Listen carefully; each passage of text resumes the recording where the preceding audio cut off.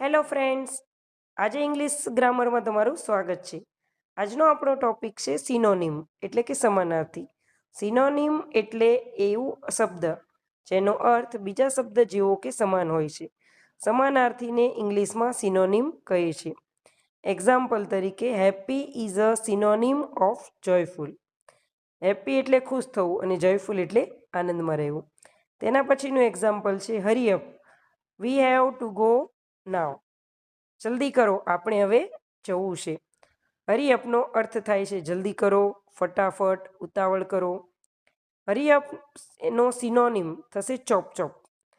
Chop ચોપનો અર્થ અંગ્રેજીમાં જલ્દી કરો, તુરંત અથવા ફટાફટ એવો થાય છે. એક્ઝામ્પલ તરીકે come on, chop chop, we are getting late. ચાલો ફટાફટ, આપણે મોડા થઈ રહ્યા છીએ.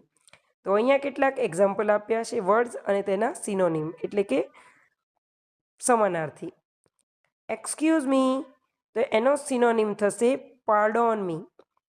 આઈ એમ સોરી, તો તેના માટે આપણે બોલી શકીએ માય બેડ.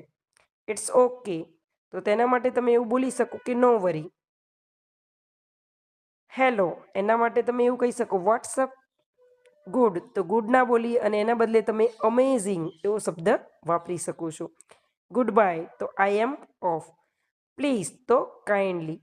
થેન્ક યુ, તો તેનું સિનોનિમ થશે I really appreciate it. You are welcome, એટલે તેનું સિનોનિમ થશે માય પ્લેઝર. એબ્સોલ્યુટલી, તો યસ. નો, તો એનું સિનોનિમ થશે નો. મે બીને આપણે પરહેપ્સ એટલે કદાચ, તો એવું પણ આપણે બોલી શકીએ. આઈ ડોન્ટ નો, તો I have no idea. How are you, તો હાઉ હેવ યુ બેયર. તો એ રીતે તમે સિનોનિમ લગાવી શકો છો. અને લાસ્ટ છે ગુડ લક, તો ગો સ્મેશ ઇટ. તો આ રીતે શબ્દ અને તેના સિનોનિમ એટલે કે પર્યાય અથવા તો સમાનાર્થી આપણે બનાવી શકીએ છીએ. Are you interesting this reel?